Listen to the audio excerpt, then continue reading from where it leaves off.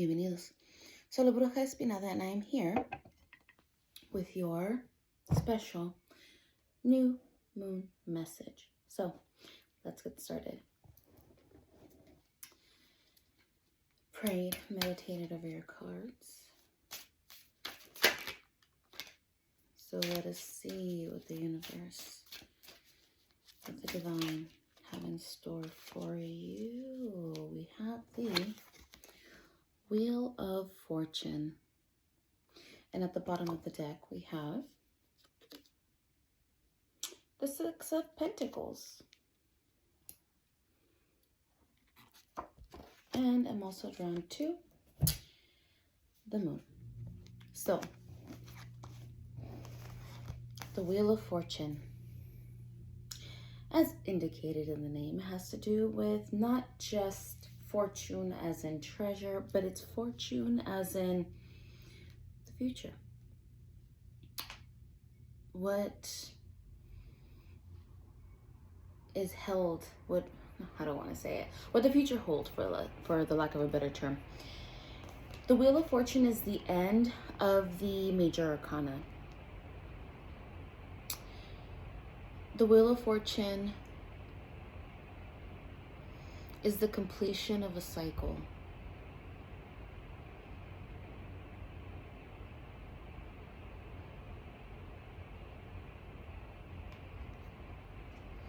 We are just entering the new moon. The new moon is the beginning of a brand new lunar cycle. And actually, I lied. This is not the last card. As I was staring at it. 10. Now 10, let me clarify really quick. 10 in most of the minor arcana is the completion. It's the very last card of that suit. And hence my remark. It is not the last. It's like halfway there. But the point being is that, mind you, we're just at a Mercury retrograde. Let me get my footing. Anywho, so we're just completing a cycle. We've just completed the cycle. We are entering a brand new cycle, the new moon. This is when you set your intentions for the cycle, for this whole entire lunar cycle. And, you know, we, a few weeks ago, entered the new year of the Gregorian calendar, where people set New Year's resolutions. But as you may have heard, typically what is indicated or what is suggested is that baby steps, right? You've heard of baby steps. Oh, baby steps.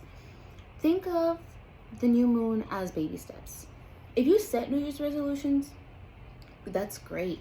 But consider that being your overall large goal, and the new moon is when you should set all the baby steps, all your baby goals to get to your overall goal of the year.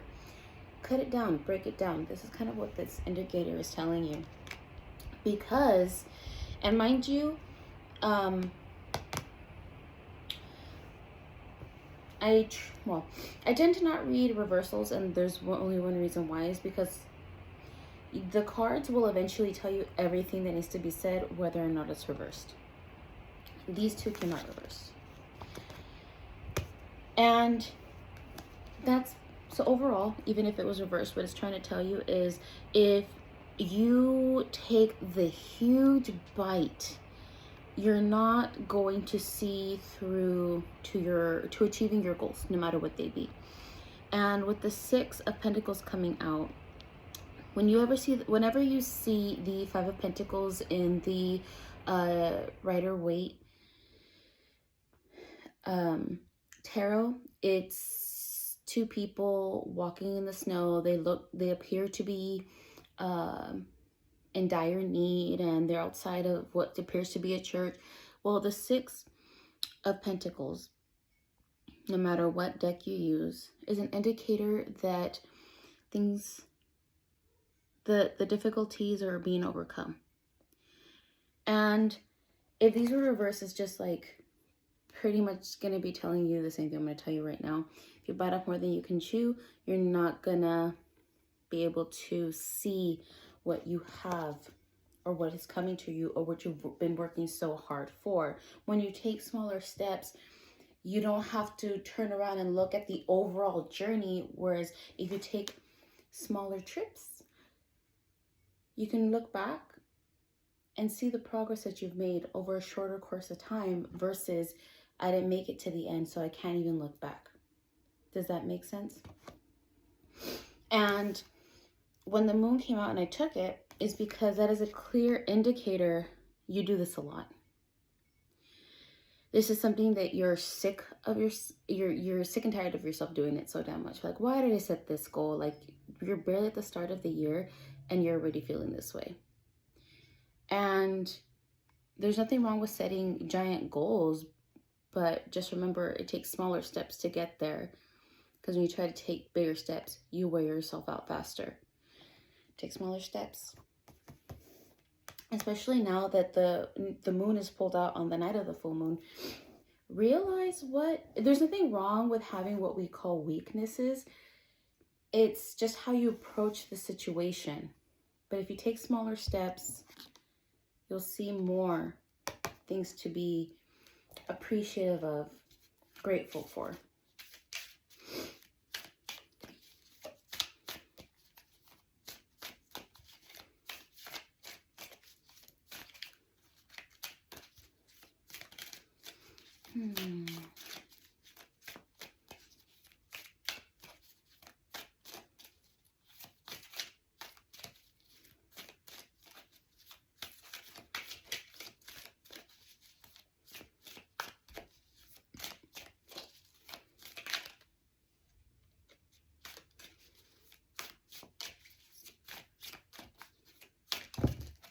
Oh, way too many.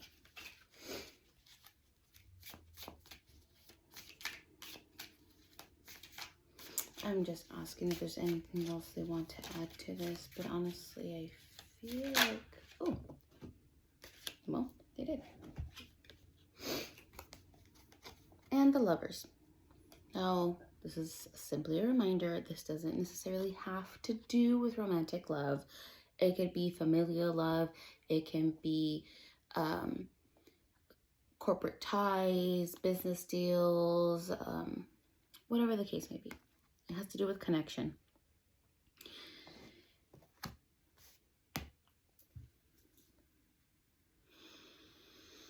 Right now, even if we're entering Aquarius season, Aquarius is notorious for being kind of introverted and I want to say singled out, and singled out is not the word I want to use, but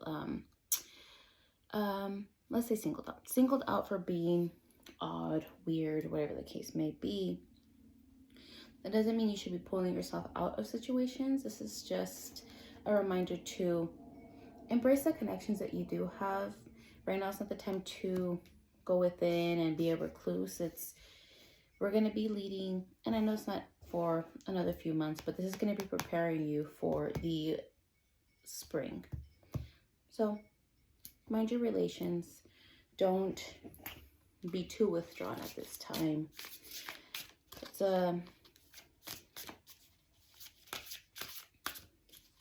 being called to tell you that you think a lot. You're thinking a lot right now. Especially at night. And this is telling you if it's on connection, you're going to need to speak up. Otherwise, you're never going to get the shut-eye that you need. So, the fates have presented us with ask body and take risk. Ask body and take risk.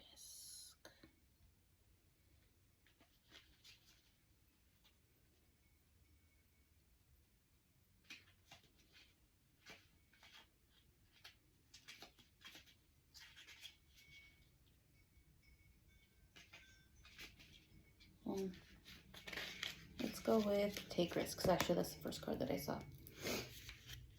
Risks are personal to each one of us.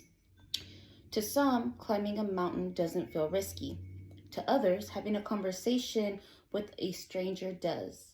What has been calling you that you have been afraid to do? Comfort kills growth. It is important that we regularly do things that push the envelope and make us feel nervous, apprehensive, and uneasy, with the exception of physical danger. This card is asking you to take the plunge and do the thing that intimidates you.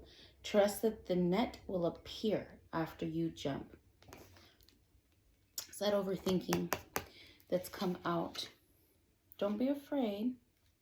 That's what it's telling you. Don't be afraid. You got to take that risk. You'll never know. You'll never know until you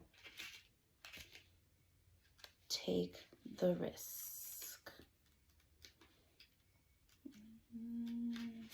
Where are you? Here we are. Now for Ask Body. In spiritual work, the body is often overlooked. There is a tendency to go higher than go deeper. This card encourages you to enter into a dialogue with your body. Our physical body holds all of our experiences, our heart, mind, and spirit. It also has inherited significant experiences and traumas that have been passed on in our lineage. To dialogue with the body is to get to the root of the matter where our minds can only guess. If you're too up here, you start to feel it here. Your body, and that's another thing with the sun. Your body's connected to your mind. Your mind holds your mentality, your emotions, your spirit, everything, right? We're all connected. This is our connection. And if you don't tend to it, if you don't listen to it, there's a book famously titled The Body Keeps the Score. And really it does. Whenever we have mental fatigue at work or dealing with situations and other individuals, other people, we feel it in our body. We hold tension, and clearly, yes, it may be stressful to take the risk, but your body will also be what that intuition is to know. Okay. Be fearless and bold. That is the message from the Badger Spirit. Well. Oh. They don't make this shit up, folks. Badger Spirit rejoices at your persistence and commitment to what is true for you. Whatever you seek, your tenacity and faith in your partnership with Spirit is paying off, and the results will soon coalesce into form in your world. The gift of Badger Spirit is the surety that taking a risk now and being courageous, fearless, and bold will yield wondrous results. This is a time to harness your will and apply it consistently to the pursuit of your dreams. Know that no matter what the temporary outer conditions, you will manifest your desire in divine timing and in the form that Spirit deems best for you. Badger Spirit says you have what it takes to get what you want. So assert yourself, be fearless, and be bold, shining your light as your purpose calls you into the world. New relationships are also given a green light now. Don't be afraid to make the first move. Badger Spirit loves your brave and mighty heart. When Badger Spirit comes to protect you, he reminds you that anger or aggression, argumentative behavior, and being pushy or manipulative will not result in a positive outcome. Perhaps someone close to you has access Badger energy, or perhaps that energy is pent up in you. Either way, now is the time to calm down and allow the energy to pass through you. Go for a hike or a brisk walk. Shake it off or dance it out so that you can return to the situation determined and committed, but not so intense that you overwhelm yourself and others. The appearance of Badger Spirit also serves as a reminder, if you've been relentlessly pursuing something that keeps eluding you, the message is that it's time to surrender and give it up to your higher power and focus on something else.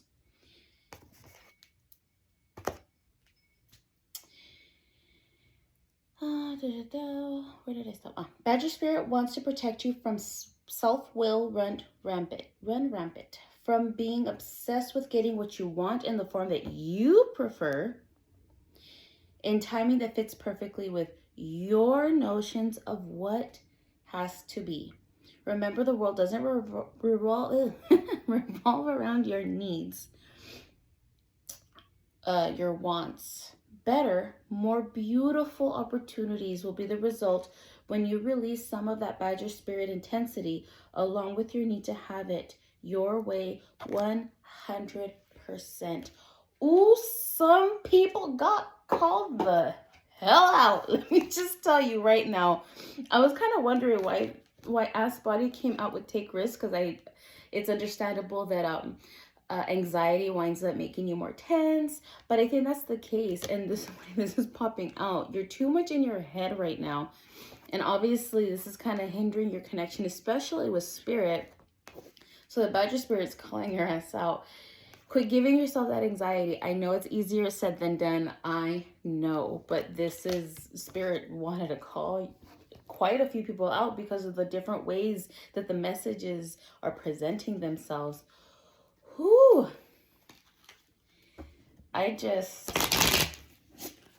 Hold on. Let me sip it's not tea, it's coffee, but we had to have one of those moments. Put it over here so it doesn't clink on you guys. What has been attracted to our watchers at this time? What is being attracted to our watchers for this new lunar cycle?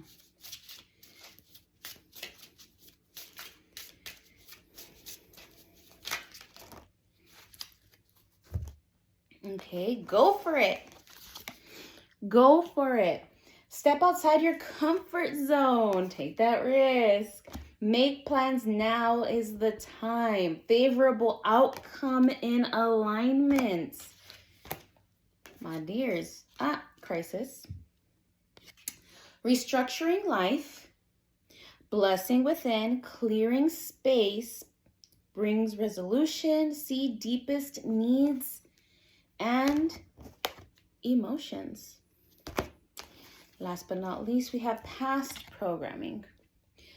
Choose your beliefs, recognize false stories, external conditioning, make decisions that support your goal. Well, there you go, my dears. I was trying to keep it under 15 minutes. It clearly didn't happen, but oh man, did this message hit for quite a few people, I can tell. Well, I sincerely hope this helps, and I will see you guys next time.